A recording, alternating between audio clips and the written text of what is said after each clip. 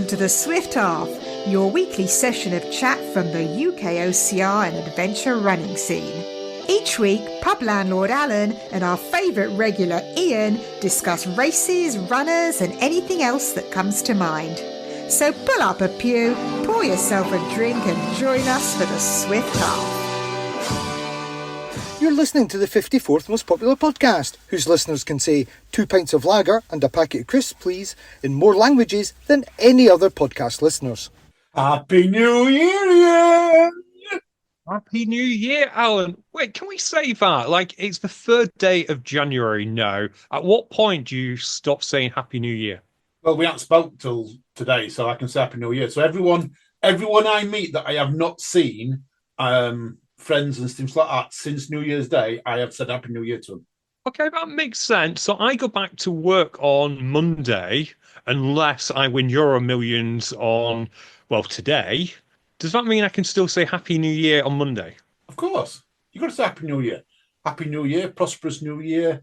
Welcome to 2025. I hope this year's great for you. However you want to do it, but you've got to say Happy New Year to people. At what point do you stop doing it? Because we've got lots of patrons, lots of friends that I only see at races. And at the moment, the OCR calendar is a little light. Obviously, McTuff is tomorrow. We'll get into that in a short while. But to the surprise of no one, it's cold. I ain't going to McTuff. So there's probably going to be people who I might not see until Overlord.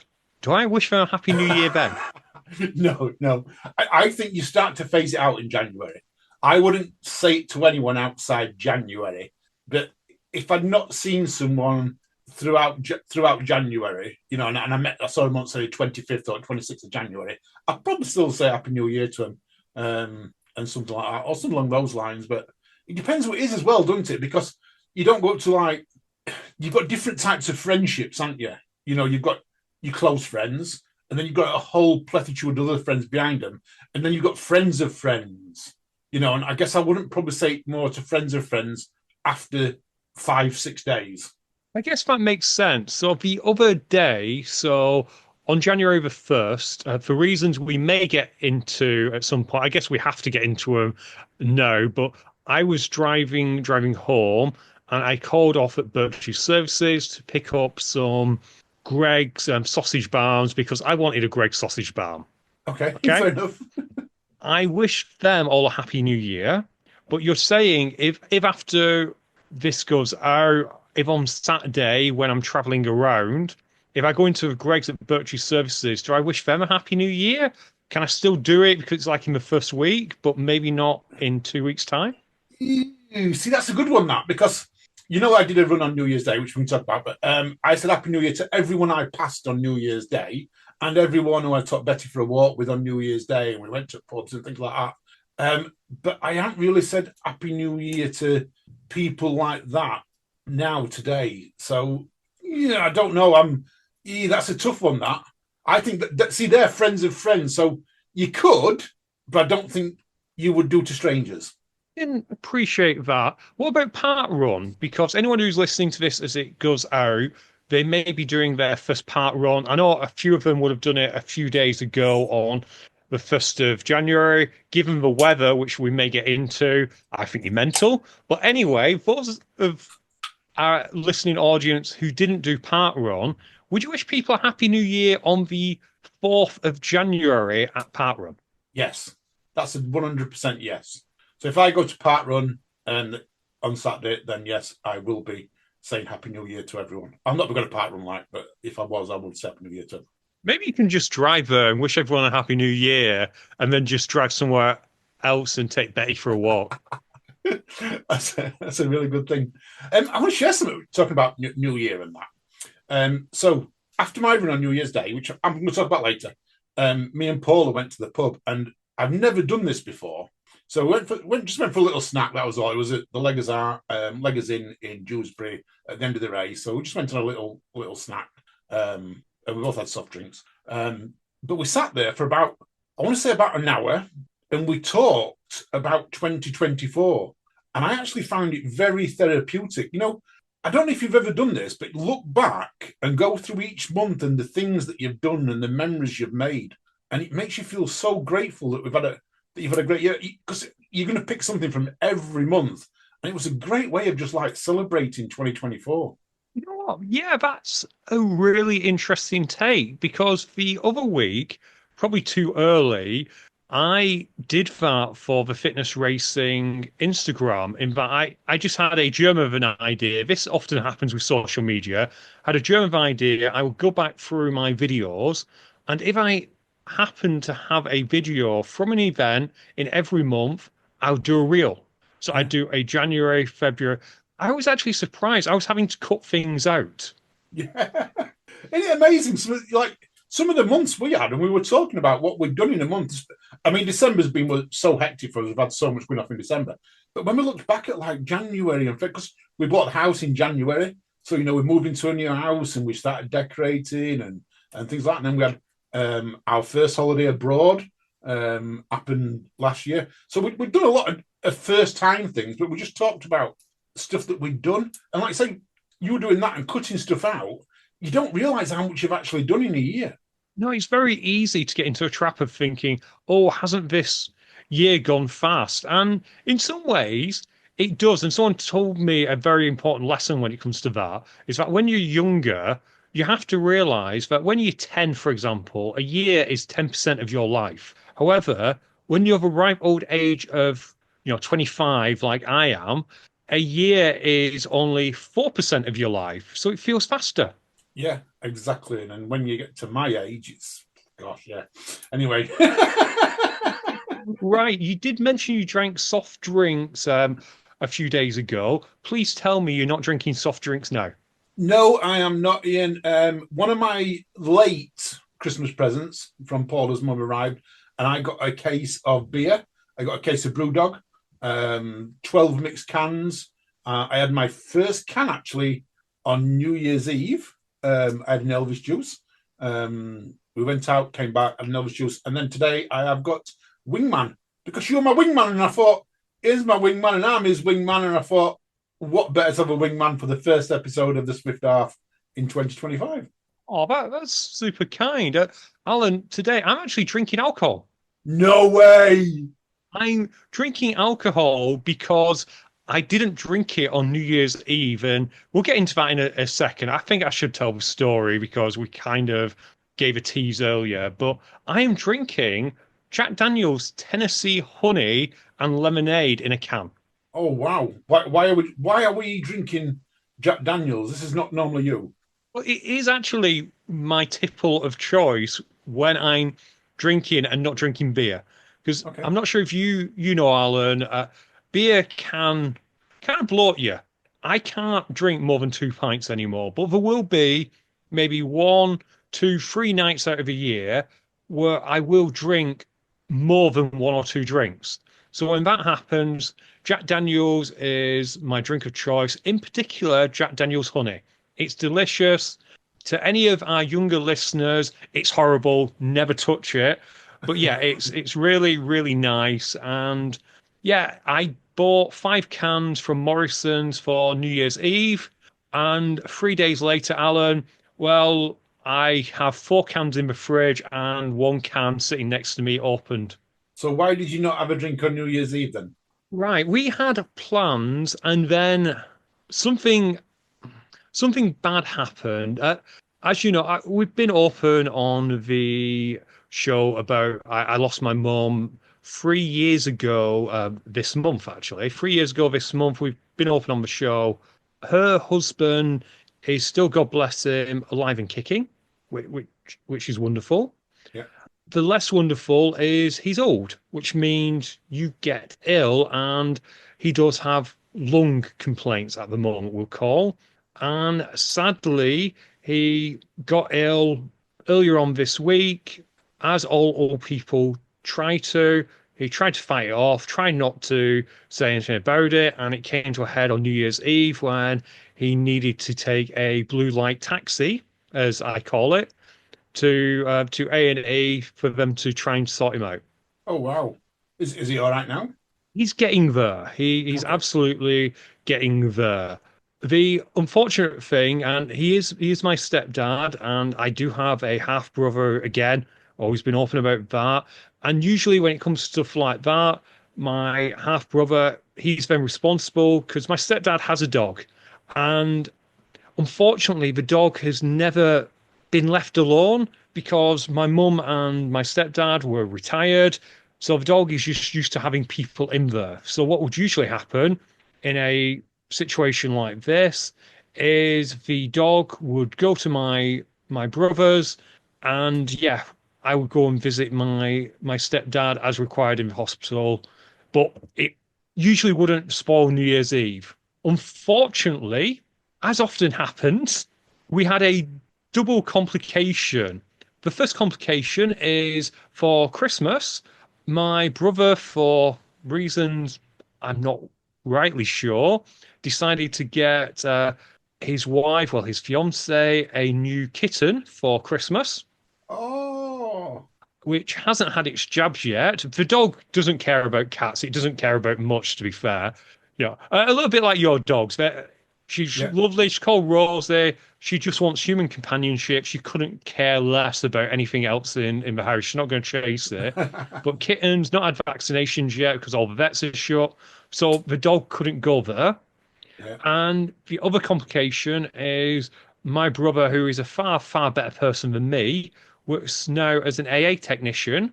So you could probably guess what he was doing on New Year's Eve. He would have been fixing cars. He was indeed. He was helping people make their New Year's Eve plans. And like I say, he's a far better person than me. So what that meant was, yeah, I had to go to my stepdad's house and slept over to be with the dog. And I'll tell you one thing, Alan, I have not slept on a couch since I was a student, so 5 years ago. And as you're getting to a ripe old age of 27, it really does hurt the next day when you sleep on a couch which isn't 6 feet long. Oh, see, I haven't slept on a couch for a long time either. But sometimes I've had a little nap on the couch. But I can never get comfortable because I can never find a couch long enough for me. But you lay on your back and you can't sort of settle, so you lay on your side and then you lay against the back of the sofa, and I'm always tossing and turning all night long. So I think I did my sleep in shift patterns of, probably about 30 to 40 minutes in one position. Then I woke up, moved, and then another 30 to 40 minutes. So it wasn't the best, but on the other hand, family's family, aren't they? they are, yes, without a doubt. So yeah, So, you've got to look so you've got to the look na- after your family, haven't you? You do, but the natural conclusion is now have spare alcohol. And also, a big shout out to the intern for being so understanding about this because we planned what we were doing. We go to the neighbour's house, we play board games. It was our turn to prepare the food this time. They did it last time. So the intern had made a lovely chili and some rice. So there was no question of her coming to also sleep on a couch and be uncomfortable. She had to go there. But I don't know what would have been worse. Feeling like the odd one out or getting rid of your plans. I don't know, Alan. It seems like a losing choice either way. Yeah, yeah. I don't know what I would have done, Ian. I couldn't make that decision. You got to make that snap decision, haven't you? You got to make that snap decision. Go on. So no, go on. What was I was going to say you do indeed, but I think the lesson, dear listener, there is always a point here, is sometimes plans in 2025 will absolutely change, and you probably will be mad about it at the time. I was furious. It sounds horrible to say this because he's family. I shouldn't get mad. It should be a case of just going and helping him out. But going through my head was, well, why didn't he have another plan for a dog? Why was he being stubborn for 3 to 4 days and it just fell? Because I was free the other days, it'd been fine. We could have sorted it. So I was getting mad all the way there, and I was mad. And a few days later, I'm finally settling down over the whole thing. And I think it's a good thing to remind ourselves in 2025, it's fine to be mad, but do not make decisions whilst you're mad. I got close to just blocking him on Facebook and everything else. I was so hopping mad. So it's fine to be mad, but sometimes plans change and good things happen as a result of it. In this case, the good thing is I still have some of Jack Daniel's fine Tennessee honey whiskey to drink with my good friend Alan. Yes, and much appreciated is in. You're right. Always look on the. There's always a silver lining. Once you look hard enough, there's always a silver lining. So There is. So, can we talk about races? What do you want to cover first? Should we cover yours and then I can chat about the Boxing Day race that we just were not able to get on the show last week?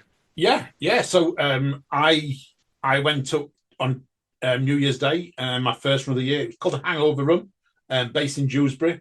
Interestingly, and it's run by a walking club or a hiking club. So they do several runs, stroke walks throughout the year, and I think it was £11. So it was nothing. But I just wanted to get out for the morning. I planned on running the 10-mile event, but it was absolutely chucking it down with rain. And Paula said, "I'm not coming up to walk down canal for an hour and a half. I'll meet you after you've run." So I actually went up a little bit early and did the 17-miler. I finished in second place on a sprint finish. So I was quite pleased with that. I'd started at the back, so I'd overtaken a lot of people. But with about 3 miles to go, this guy just came from nowhere and ran alongside him. And we just run in as well, and then sprint finish, he beat me. So I thought I'd finished second. I've actually been, I've had a message afterwards and said I actually won it, Ian. So I was the first 17-miler to finish. He'd done the 10-miler. So no wonder he out-sprinted me. So I've got a bit of a podium because it's like, it wasn't a race, it was a fell run, you know what I mean? And there was only about 75 people there who ran it. So there was three differences: the 10-miler, the 17, and the 21-miler. So I don't know who did them all. So I haven't seen the full results, but I started off in a good year. 17 miles on day one.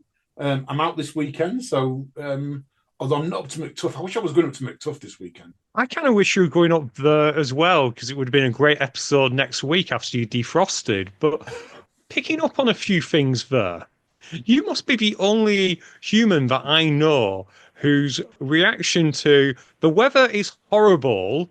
I know I will do more distance. Because when you said, I'll sign up for a 10-mile, but the weather was horrible, so Paula said she'd meet you later, I was thinking, in that case, he probably did like the 10K or something like that. You did almost double what you were meant to in this weather.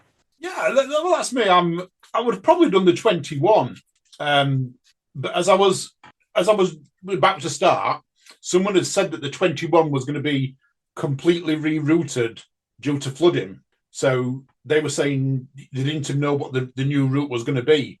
And I was like, because it's a non-marked fell race, it was like all GPX on your watch. And so you have to just follow the directions on your watch. And I was like, well, I didn't really want to do the 21 because I don't know my way around Dewsbury. And I was thinking, if they're going to, reroute it, they said they'd let us know at checkpoint 3 what the new route was. And I was like, well, I don't really want them to turn around and say, go down so-and-so lane and down this footpath if I didn't really know it. So I thought I'm going to stick to the 17, which was fully accessible. But yeah, that's me.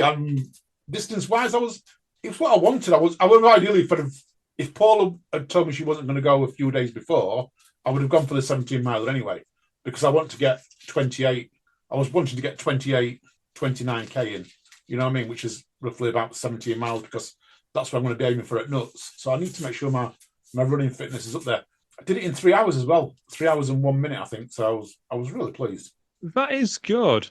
I do wonder. We probably won't know this because it was several days ago, and that the guy who outsprinted you at the end. Do you think he thought you were a 10-miler? And if so, how gutted do you reckon he would have been at the end to find out he probably could have walked it in and still won the 10-miler? Yeah, he probably did, actually. Because it was really interesting. He just appeared from nowhere. I was going up a hill, and he seemed to appear from a path on the left-hand side with about 3.5 miles to go. And I was like, it might be less than 3.5 miles to go. And I thought, well, he's come down a different path to me. So I didn't think nothing of it. You know what I mean? I was like, oh, okay, he's took a wrong turn. Because I took 4 wrong turnings on this course. It was like unmarked. So I'd taken several wrong turnings. And he was there. And he mentioned something to me. He was saying, do you know how far there is to go? Because he had his phone in his hand because he'd not got a watch and I was GPXing on my watch. And he got a phone in his hand with a route. And I went, oh, according to my watch, there's 2.5 miles left. And he went, all right. He says, I'll follow you in then. See if you've got it on your watch. So he literally followed me all the way in. You know what I mean? And then we got round the corner and he just sprinted past me. Well, I mean, he was 25, 26-year-old, this, I say lad, young man. So there was no way I was going to keep up. I'm not a sprinter at the best of times. And I didn't even try if I was honest. So I thought, well, I'm happy with what I've got. I was more of a training run for me. But yeah, I bet he was gutted when he realised that I was a 17-miler. I also now think the way you've described it there, I kind of hope that he was aware that you were a 17-miler, because if he thought you were a 10-miler, that makes him such a horrible human being to have used you almost as a Sherpa, only to run at the end. What a horrible man. We've all done it, Ian. We've all done it when we've raced. You followed someone in right to the end and then try and out-sprint them. Alex, she's the one who does it all the time in triathlon, isn't he? And he's doing it every race he goes to now. He's following someone in 200 metres and out-sprinting. Yeah, but I don't think that's because Alex Yee doesn't know the way to go. I'm fairly confident that Alex Yee is aware which way he needs to head. Yeah. It would have been a bit of a shitty thing, but I'm cool. I wasn't going out there to try and win it. I wasn't going out there to do anything. I was using it as a training run. I just seem to be running well at the minute. So touch wood, Ian. My 5th attempt at 4 laps of nuts is going to happen in March, and I'm going to hopefully smash it. Fingers crossed on that. And say if that guy is a horrible human, I hope. Well, I don't wish ill on anyone. I just hope maybe he's visited by 3 ghosts in 51 weeks. I like that. Anyway, what about you going Chester? Doing a road race, wall race, running along walls in Chester? That was super, super fun. It was something that Will and Kieran McAvoy and Vinny do all the time. We often see them doing this race. This time, Kieran was in Australia. So, hey, Alan, we're going to get downloads from Australia. Ooh, yes! Or open up a whole new demographic for us. But yeah, Kieran was away. Vinny was doing something. Will did tell me, but my memories at the ripe old age of 29, my memory's just going now, Alan. So I'm struggling a little bit. But yeah, he did tell me. I'm not sure. So when Will mentioned it, I actually checked, and I'm so used to the race being sold out, and it still had like 20 tickets left. So I bought a ticket, and I think it was my first running race, probably for about 2 years, if I'm honest. I can't remember my last running race. I honestly cannot remember. And yeah, it was fun. The day before, Will had warned me about the grass because I hadn't thought about it. I hadn't thought even when I looked at the map, I didn't think that you'd be running on the grass in the race course. I presumed, mainly because I haven't really been to Chester, but I have been to like Haydock, and there tends to be like a gravel path next to it. So I'd presume that what you were being sent down. And no, you were going straight in the grass. And with the weather we've been having, it was suitably soggen. So I figured out I'd thrown away my trail shoes, which is probably not a good thing, but I did find a pair of, I think they were on clouds that were old and tatty, but had some grip. So I used them. So I was so grateful to Will for telling me. You had 4K, no, maybe not 4K, maybe a few K on there, and then 4K, yeah, 2K on there, then 4K on the walls. And it was such a fun race, Alan. It was a bizarre race because, like a park run, it was open.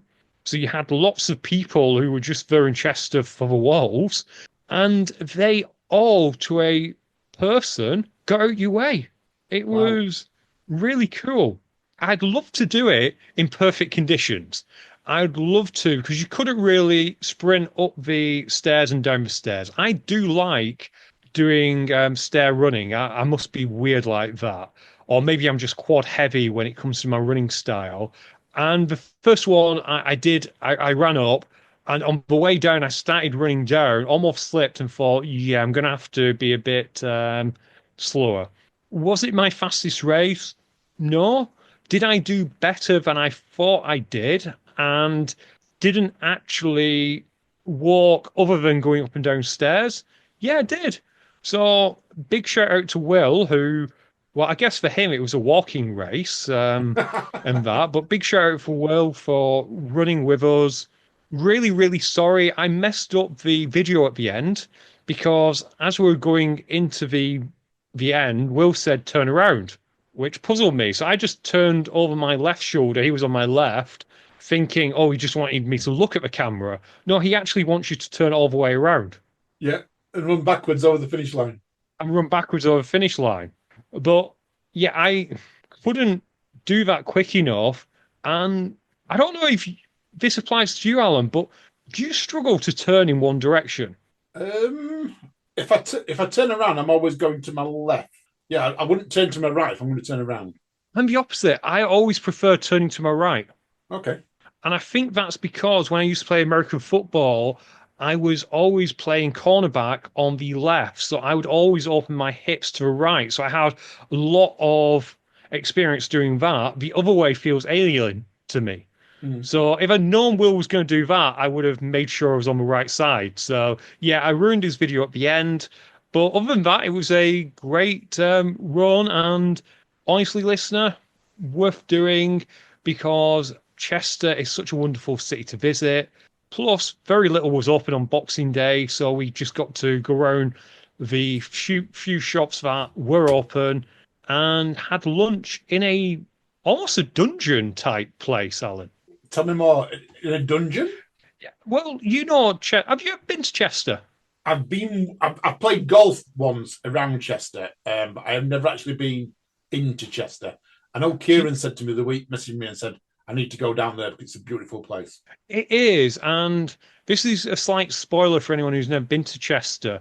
Chester have a weird setup whereby the shops are double story. You have two pavements. Okay.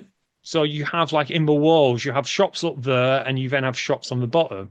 And we went into this Green King, which according to my dad used to be a toy shop, but we went down there and yeah, it was like being almost in a dungeon. It had like arches above you. So it was such a cool place to eat. Yeah, it's a Green King. It's a step up from Weatherspoon. So it wasn't like we were supporting local, but it was really interesting place to eat. Plus, apparently, if you have ghosts there. Oh wow, wow! I talking about pubs, places to eat. When I was in the Lake District, if anyone goes to Keswick, the Weatherspoons in Keswick is in an old old police station, and you can actually eat in the prison cells. So, which was quite fun. Where are the toilets for? Are the toilets in Miles the away. courtroom? Oh, miles away. Of course. Of course we would be. That's one thing I'll say about Green Kings. The toilets seem to be in a okay location. Why are in Weatherspoons the toilets always miles away? I never get that personally. I honestly don't know, but I will say the ones in Rochdale are on the same level. So I reckon Rochdale will get kicked out of the Weatherspoons fraternity at some point. The one at Rochdale is the old cinema. It's the Regal Moon. Oh, I think they do tend to Weatherspoons do tend to put them in different in places of interest, shall we say? They absolutely do. Right, let's move away from our races, but let's keep on the running topic because unfortunately this news story came in the Metro, I want to say last Friday, so it didn't make the cut, and that is an intentional choice of words there. But a park run had a special guest, didn't it, Alan? It certainly did. He managed to, first of all, it managed to make it through Christmas. which was a great feat in itself. But David Brooker took his pet turkey called Trouble Version 2, or T2 for short, to a park run with him and ran a park run with him. This is amazing, Ian. Fancy taking a turkey to a park run. I don't even know if they've got rules for turkeys in a park run, because with dogs, you can't use the canicross lead anymore, can you? It has to be on a short lead. So did the same apply to a turkey? I think he ran with it in a buggy. From the pictures I've seen, he ran with it in a buggy. I mean, this turkey's, they've been together friends for 3 years. And the funny part about it is that the turkey actually goes to places like the pub with him, and drinks and eats crisps with him in a pub. It's a genuine pet turkey. I think this is absolutely amazing that this bloke, Dave, takes this turkey everywhere with him. But yeah, he looks like he pushed it in a buggy around him.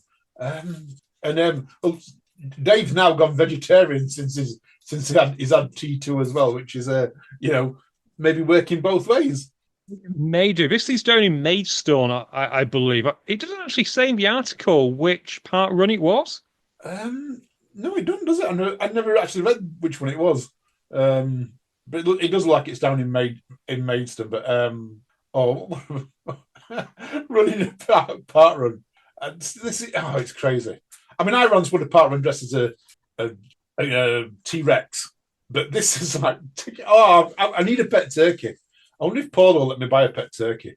Maybe. I do want to know if it's Trouble version 2 or T2, what happened to Trouble version 1, and do you think he was delicious? Maybe that's what actually happened to T1. I mean, what a great... If you would have gone to a park run and seen that game, what would your thoughts have been? I'd have been like, I'd have wanted to stroke it and pet it and stuff like that. My thoughts would have been, oh, great, yet another animal that's going to beat me.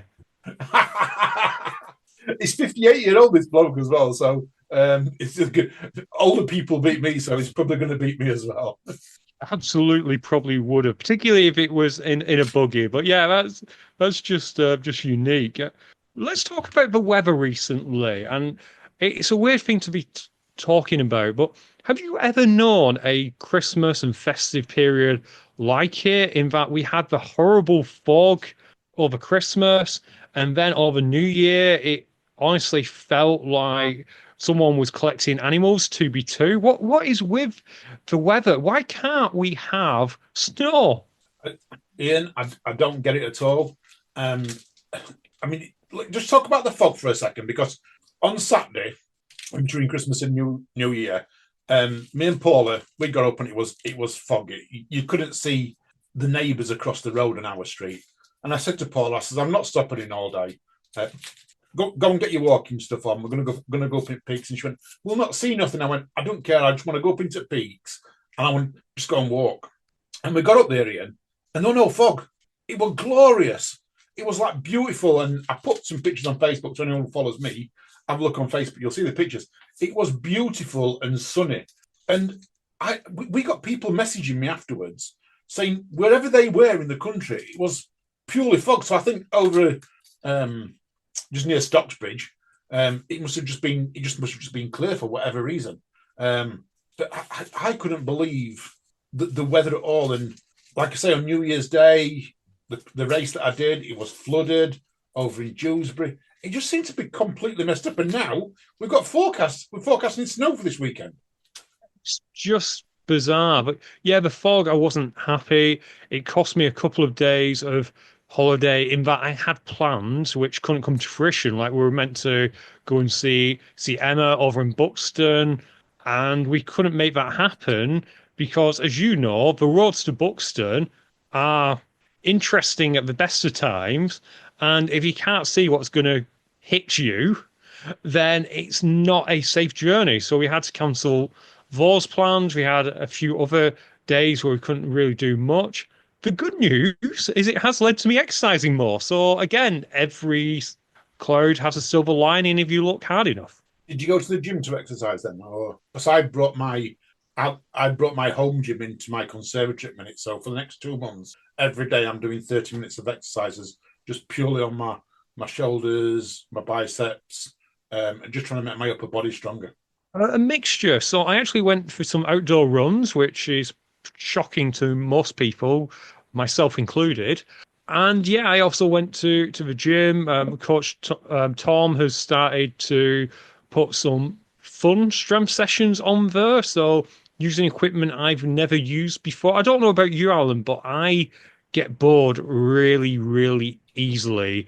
So it's always nice to use something you've never used before. So he had us doing trap bar deadlifts. You know that weird deadlift bar where you step into it and you pick it up. It favors something out of World's Strongest Man. Yeah, I know that one. Even though my form was probably horrific and I wasn't sure whether I was doing a squat or a deadlift, it was fun.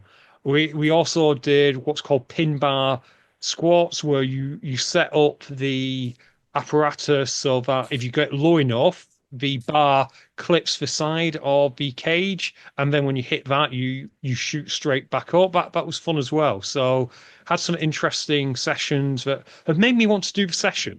Okay, I like that. Because I find like you, I get bored. I can't do the gym. I go there and if I haven't got a plan, I don't do it. I quite easily get bored and I think it's something else to do. It was great when me and Jamie used to go, because Jamie used to have this plan every time. We're going to do this and we're going to do that. And I like being told what to do. When I'm at home, so I've just got a bit of a pulley system gym at home, and I do a lot of freestanding exercises and that. So I've got this out only because I've noticed that I'm leading up to Christmas. I've let my upper body go. You know what I mean? And that I've not trained, and I've put on a little bit of weight, and all I've done is run. You know, hence because I was determined to hit my 1,000 miles for the year, which I've now done. Woo! I think that's the first time I hit 1,000 miles in a few years. But I'm focused so much on my running, I've let everything else go. So now I'm getting back onto it: press ups, sit ups, crunches, a lot of upper body, own body weight exercises, pull ups, things like that. Purely because I want to get back into shape, not just for nuts, but WTM. I really want to give WTM my 100%, and I've decided that I need to do it. So, but I'm forcing myself to do it as well. And it's great that I've got Paula there who turns around and says to me, "Go and do it. You've got to go and do it. If nothing's going to come if you don't go and do it." So we've actually started training a little bit together. We've only got like 10 exercises, but it's doing it. I'd be interested to see what our listeners are doing, in the new year. So, and you'll all have made New Year's resolutions, but what are you doing to make yourself a better athlete for 2025? Was that a rhetorical question, or do you want to know my answer? You can give me your answer as well, yeah, because I'm interested with you as well. But I want our listeners to message me as well. I want to try and get on top of my diet in 2025 because I have let it slip. I have just not had the discipline that I used to. As listeners probably know, I used to be twice the man I am now. I then probably slimmed down to way too small a man. Now I'm okay, but I would like to drop some pounds because I can run faster when I'm lighter. It's as simple as that. And if I want to hit the speed I was going at 29, no, being the ripe old age of 31, Alan, if I can turn back the clock to when I was 29, then that would be good. But I think to do that, I need to drop the weight, but I need to do it healthier because the last time I did it, I basically didn't really eat. I was living on probably about 700, 800 calories, which was forgiving when you were running. It's very forgiving because you do not need your arm muscles when you're running, as you know. And now that I'm trying to do more fitness racing stuff, I can't drop the weight like that. I can't just let my muscles go bye-bye. I need them. So I'm going to try and educate myself a little bit more about nutrition and go from there.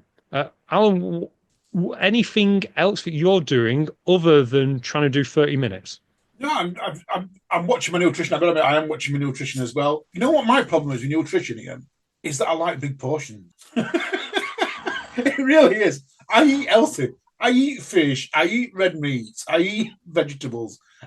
Everything I eat, I don't do processed food, so I don't go and buy like sandwiches from the meal deals are one-offs to me, and that's probably where you're finding so. And I eat refined carbs as well, so I do tend to eat fairly healthy. I don't drink a lot, I've been virtually alcohol free for right up until New Year's Eve. I might have had one, maybe two beers in the last 2 months. And I plan on going back to that as well. I don't plan on drinking all the time. So I do think I eat healthy, I drink healthy, I look after my body in many ways. But when it comes to food, I mean, the other day we made a carbonara. No, what a carbonara? Yeah, like a carbonara, a seafood, and it had prawns and it had mussels in it. And I was like, I was heaping it on my plate. You know what I mean? Well, like it's just too good not to eat. So I need to go to portion control. That is my biggest thing when it comes to eating. I can definitely appreciate that because I can be the same. My biggest problem is probably snacking. And the other aspect of that is probably because I like convenience and saving money, it is cheaper to buy 7 chocolate bars for £1 than it is to buy 6 apples for £2. Exactly. That is the same thing. I see that all the time with people I work with. There's a guy called David who I work with, and he'll quite often he eats fairly healthy. He eats proper food and that. But he'll go and say, "I'm going to go over and get some. I fancy something to eat," and he'll go over to Lidl across the road, and instead of coming back with a bag of oranges, he'll come back with 2 packs of biscuits because the 2 packs of biscuits were 2 for 50p as opposed to £1 for 6 oranges. It's so hard because the odds are stacked against you and they're highly processed. As you mentioned, you need to avoid processed food where you can. And it's a struggle, but it's something we all need to try because otherwise we can't do the things that we do like to do. We can't do these races, or if we do, we struggle at them, and that then makes us upset because we're not as good as we used to, which then means that we reach for the chocolate to make ourselves feel better. And Alan, at the ripe old age of 33, I think it's time for me to turn a corner. Yeah, I think it's you've got older as this podcast has gone on, Ian. You've gone from 25 to 27 to 33 now. This podcast has not lasted that long. No, you're imagining it, Alan. I know you're getting on a bit. You just must be an issue with your hearing. I've been saying the whole podcast that I'm 35 years old. You are obviously having an issue with your hearing. But before your hearing goes completely, let's talk some OCR news. This weekend is Mucktough. Sadly, neither me nor you will be there. What may be there is the snow. Without a doubt. I've done Mucktough twice. Both times one time it was just really, really cold. The first time I went up, it was snow. It's an amazing event. It's one of them, I guess you've got to do it every now and then. I haven't been up for a few years. I probably do need to go back up and do it again because it is a challenge. I'm going to turn around and say it's one of the hardest races out there purely for the weather. The obstacles are tough. You know what I mean? Don't get me wrong, the obstacles are tough as well. That's probably the best start of any race out there. And I've said this for a long time now. When it comes to actually starts, when you're on that racetrack and that brass band walks through your playing, the greatest start ever. So yeah, Mucktough, going to be interesting. I don't know who's going. I haven't looked at a start list, but it's a chance for people to get a race under the belts quite early on. It is, and get some of that cold water training, which we may need as the season goes on. We never know what the season's going to bring us, because last year the season was a bit of a washout in more ways than one, because we didn't really get a hot period. Because I can't remember, like in 2023, I can remember a period from May to maybe late June, early July, where it was like Scorchio. I believe, was it Overlord during that period? I can't quite remember, but I remember Overlord. Yeah. It was a case of when I finally left that day, I felt sunburn and I had some cream on. Yeah, mate, it was absolutely roasting. Really, really hot. The only race I remember from 2024 that were hot was the British Obstacle Sports Championships down in Pippingford, which was like, it seemed to be really hot that day. Maybe it was me, but I don't remember many races, like I say, that have been hot last year. So it's always a good idea to get some cold water training if you can. Alan, you said a brass band there. I thought it was bagpipes, or am I mistaken? It's a brass band stroke bagpipes. Yeah, they have. It's not just bagpipes, or is it just bagpipes? It might just be bagpipes. I think it is just bagpipes. Yeah. Well, either And drums. or, that does lead me to my question of have you ever been tempted to steal that for Overlord, for Farmyard Jam, by getting a local colliery band to march through the start line? That would be pretty cool, that wouldn't it? I think if it was in Yorkshire, I probably would, because there's a lot of brass bands in Yorkshire and that. But in Derbyshire, I'm not convinced there's a lot of brass bands in Derbyshire. Maybe get some Morris dancers. Dancers could work. I wonder what they have in Derbyshire. We'll give it another shout out. Will is not from a million miles because he grew up in Grantham. What do they have? There's bagpipes in Scotland. There's brass bands, like you say, throughout the collieries. So Lancashire, Cumbria, Wales, and parts of Yorkshire. I wonder what they have in Derbyshire. Yeah, be interesting. I don't know. Yeah. Speaking of which, though, Alan, am I right in thinking that people have kind of missed the boat and they really need to lock in their Farmyard Jam ticket now because of the fact that it's had a slight bump in price, but this is as cheap as it's going to get?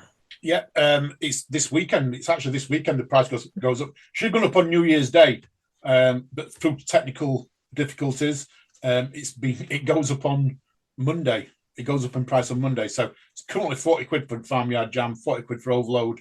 If you run as a team, I think it's even cheaper. I think a 4-man team is 125 quid, if I remember rightly. And that's a relay format. So that's not each, that's for all of them. So yeah, get on it before Monday because that's when the price is going to go. This winds me up because I have someone who helps me out a little bit with Overload on the marketing side on the website side of things. And the registration part of it. And we agreed that it was going to go up on the 1st of January. So I've done the advertisements on Facebook for the 1st of January for the price rise, only to find out that it doesn't go up until the first Monday in January. It's a good job that you have got a carefully constructed way of people believing stuff like that is just you being you. Yeah. Sometimes it's just me being me as well, which is quite good. Yeah, because I'm 37, so people expect me to get things like that correct, don't they, Alan? Whereas they give you a bit of slack, and just imagine because of your old age.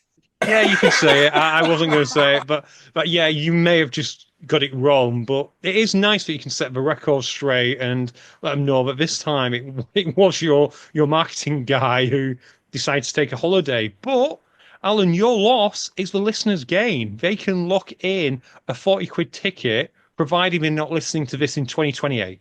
Exactly. Talking about ticket prices. So someone actually messaged me the other day and said, "Have we got our pricing wrong?"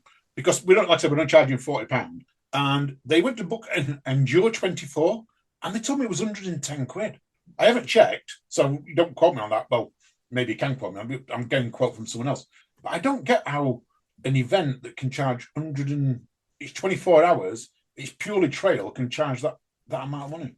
Because you will tend to, if you are trying to make money, which, Alan, we know that you're not, and we know that I'm not, you will tend to price it at what you think the market will take. We've seen this with Hyrox. The first Hyroxes were 60, 70 quid. Now they're almost double that. They're not quite double that, but because the market will take it, they will get people pay it. And you have people thinking of 24 hours, 110, that's less than a tenner an hour, or less than a fiver an hour, actually. My maths is really shocking. This is what's happening when I reach the age of 39, Alan. My maths is just really struggling now. But yeah, they'll think a fiver an hour is about right, and that. Let's move on from the Farmyard Jam. Let's chat about Boss, because Boss recently, at the start of this week, had a Q&A and also did the ultimate gift pass. They did, yeah. So I actually tuned in, which was quite interesting. Good to see that British Obstacle Sports are well on the way to submission. By the end of February, they will have their full submission sent off to Sport England and the Sports Council. So good luck for that. 2 months to go. They're on track for it. James answered as well what happened in Riyadh. You know, we talked about pentathlon trying to overtake UIPM, trying to overtake British Sports.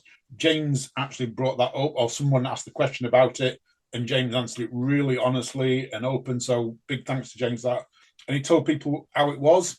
And as he put it, there is no answer as of yet of what's going to happen. So it's just a case of business as usual, and let World Obstacle, because at the minute we've currently got 2 people now that are in charge of obstacle sports, between World Obstacle and UIPM.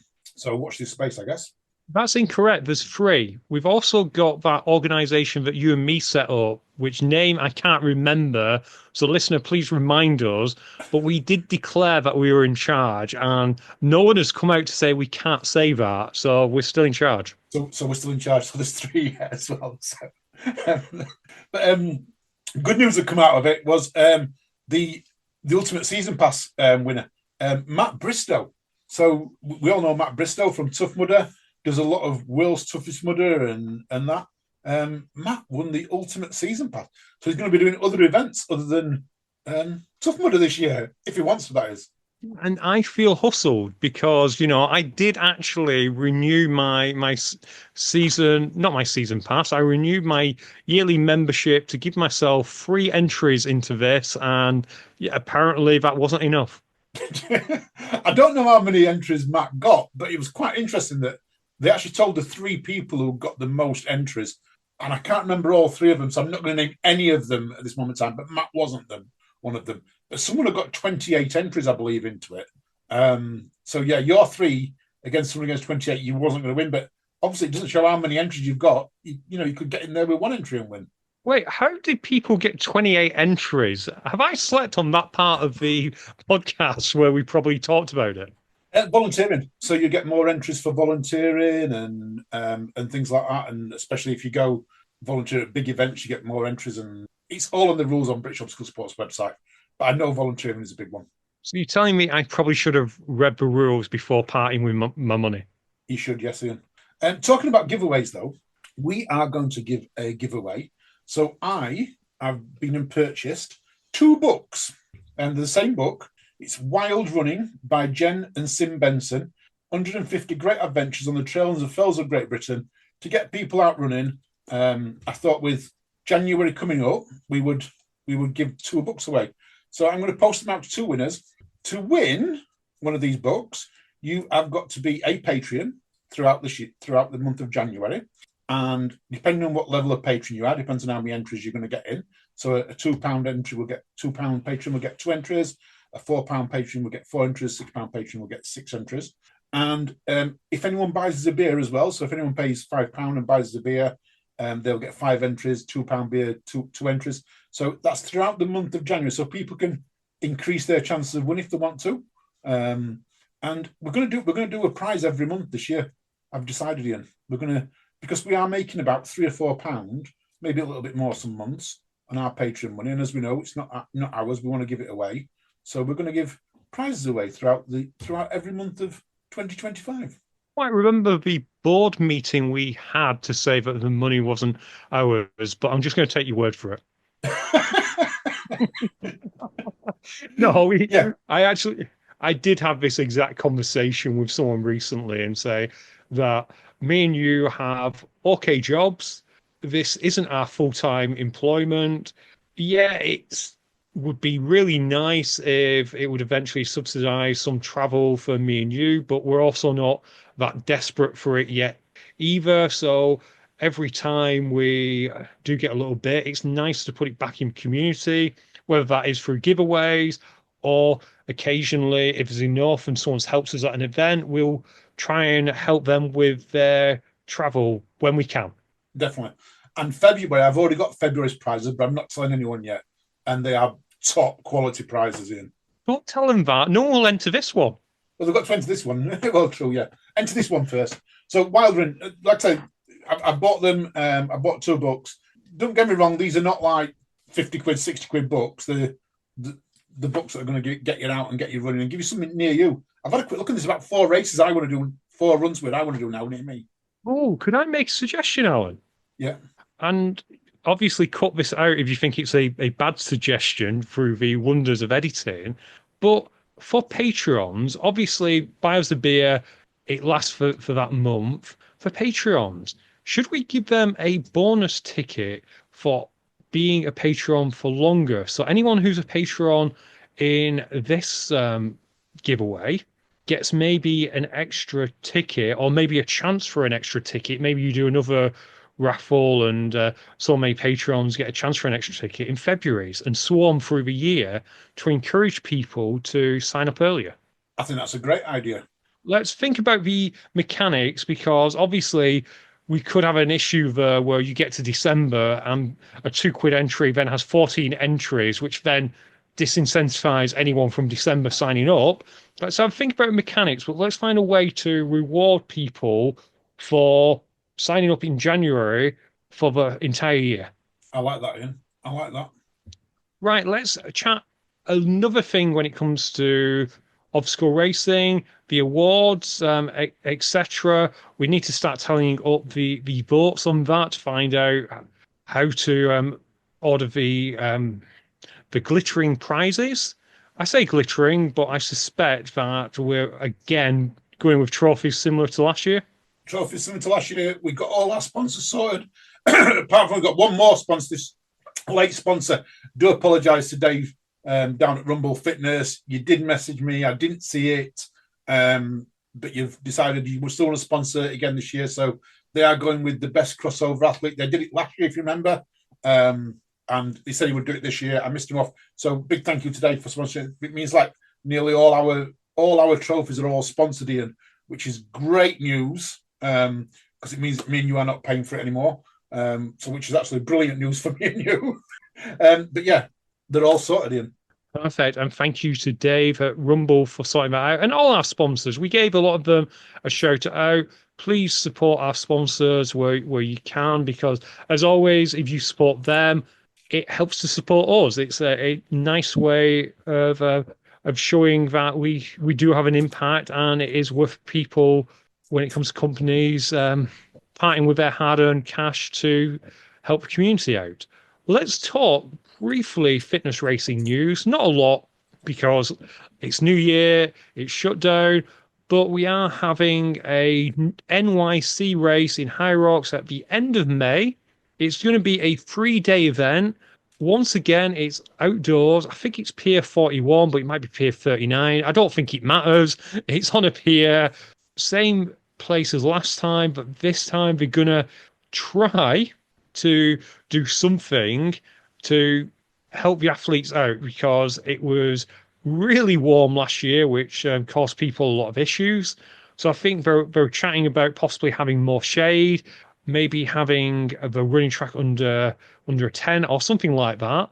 But a 3-day event, if you always fancy going to NYC, this might be a reason to go. You could go and do a High Rocks and then enjoy New York for your other days. Because New York, Alan, is always one of them places which, unlike the rest of America, you can kind of do in 3 to 4 days. It can be a long weekend, can't it?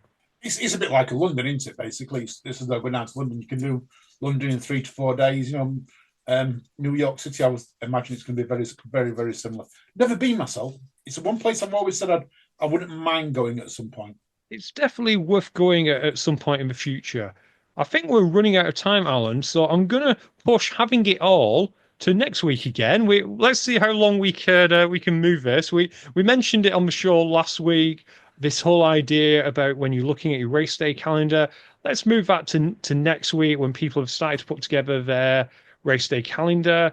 Is there anything else? Yes, there is. Michelle confirmed about Tough Mudder Northwest. She certainly did. We were talking last week and we were saying we were surprised it wasn't on the list. I said I'm sure that it'll be put on there. Unfortunately, it won't. They've had a little bit of a, I don't know what, I'm not saying disagreement. I've said they haven't signed the contract with the landowners for this year, so it's not going to be on this year. We are told they're trying to get it back for next year, for 2026, but it's not going to be on this year in 2025. So, bit of a shame that. It is. I guess to put it in football terms, it's come to the end of the contract, and at this moment in time, the Tough Mudder Northwest venue is thinking about taking a Bosman. Taking a Bosman, yeah. I had heard that for a long time, the Bosman rule, yeah. I don't know, footballers still do that. I haven't seen many footballers now who actually are out of contract.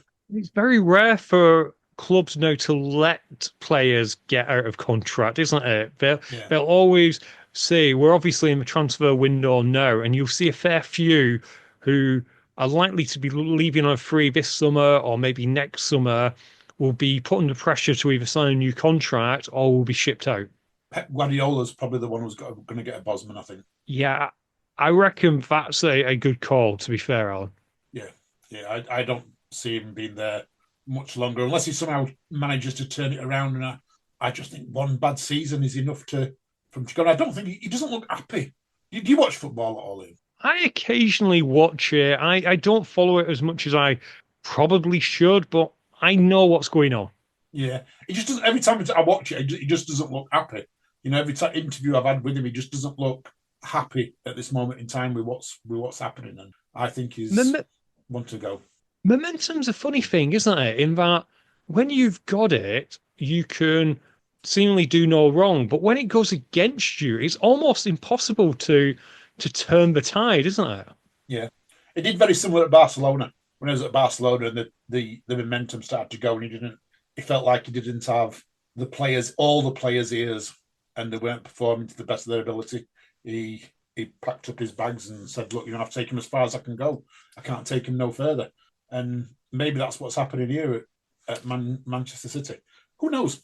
Perhaps it is, and I can't say I'm shedding too many tears.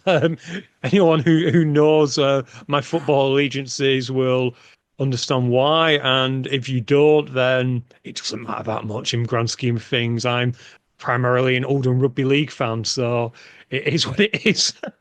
But if he's listening to this, though, Pep, if you're interested, Doncaster Rovers wouldn't mind having you for a season or two. If you fancy coming and showing what you can do with a real football team.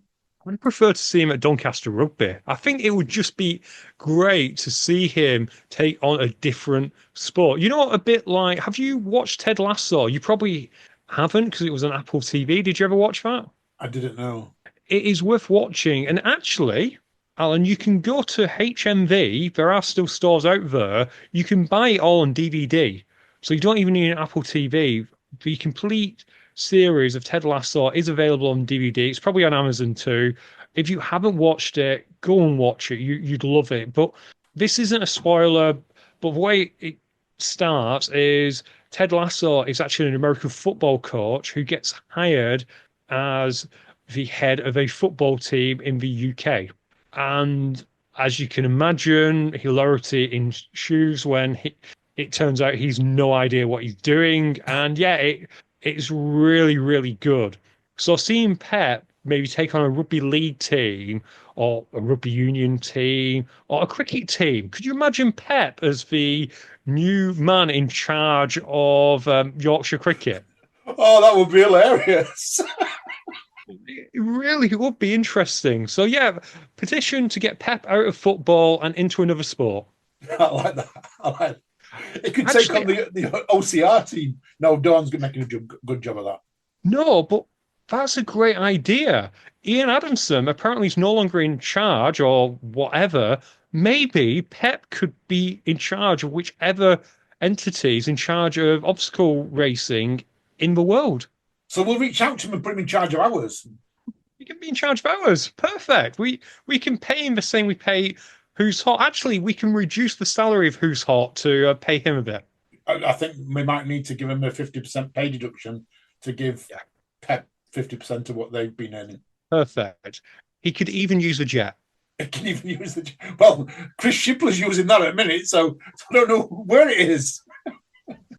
Right. And on that, I am going to say Happy New Year to everyone, because apparently I can still say this. This 41-year-old podcaster thanks you for all the support that you've been giving us over the years. This is actually 2025 is our 4th year of doing this. It started in 2021. I know you started recording late 2020, but published episodes 2021, 4 years. Honestly, I cannot say how much we appreciate each and every one of you out there. So before I get soppy and emotional, I'm going to say it's a goodbye from me. And everyone, Happy New Year to you all.